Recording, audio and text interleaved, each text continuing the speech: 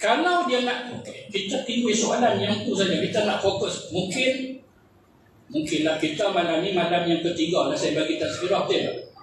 Kalau ikut jadual, saya tak, kalau ada tiap-tiap yang kata jadual tu tiap-tiap malam tu ada tazkirah, maksudnya malam ni malam yang ketiga saya. Takut ada ustaz kita yang tak sentuh kat ni. Pasal tajuk tentang tazkirah ni luas. Dia nak sebut apa?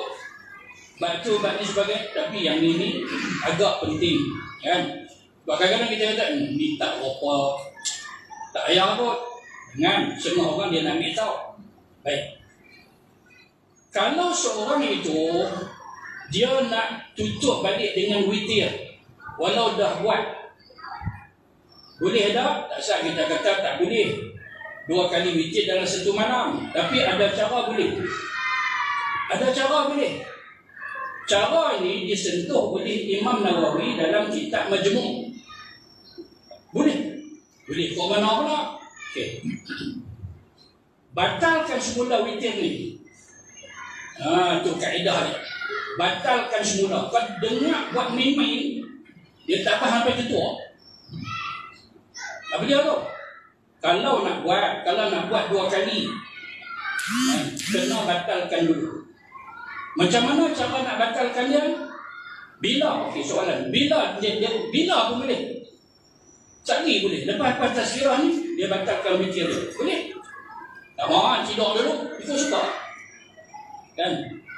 Dia tidur, lagi dia mangkit pukul 4, dia batalkan witir ni. Pun boleh. Dia cara nak batal, dia kena semayang pembatal witir 1 rakaat. Pembatal witir. Niat dia, usalli sunnata naqdil witri raka'atan. Yang ni disentuh oleh Imam Nawawi, yang Imam Nawawi ambil riwayat daripada Sayyidina Ali. Sayyidina Osman pernah buat dan sebagainya. Tapi ramai tak sentuh. Ustaz-ustaz tak sentuh. Dia menyebabkan bila kita sentuh malam ni, pelik batal witir. Pelik apa? Daripada zaman sahabat dia pada hamai. Usalli sunnata naqdil witri raka'atan. Sahaja aku semaya membatal witir 1 rakaat. Itu cara dia. Habis 1 tu, semayang apa-apa, cara ni boleh tutup dengan witir. Dia tak jadi isu lah kata 2 witir 1 malam tak, sebab dia sudah batalkan witir sebelum. Baik. Witir yang tadi kita buat 3 sekali tu, siapa reka? Nabi sendiri buat. Ni mesti ambil fatwa mana-mana. Fatwa apa? Fatwa apabila tidak ada nas Quran dan hadis, maka keluarlah fatwa. Tapi kalau ada nas Quran ada menyentuh, hadis ada yang menyentuh, tak boleh fatwa.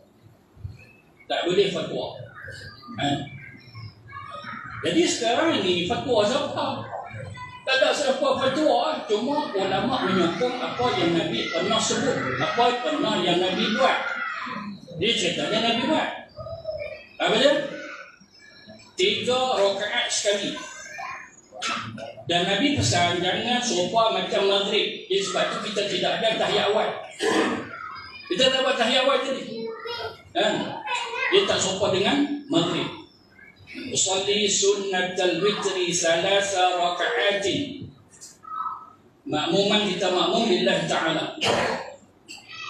Sebab apa tuan-tuan?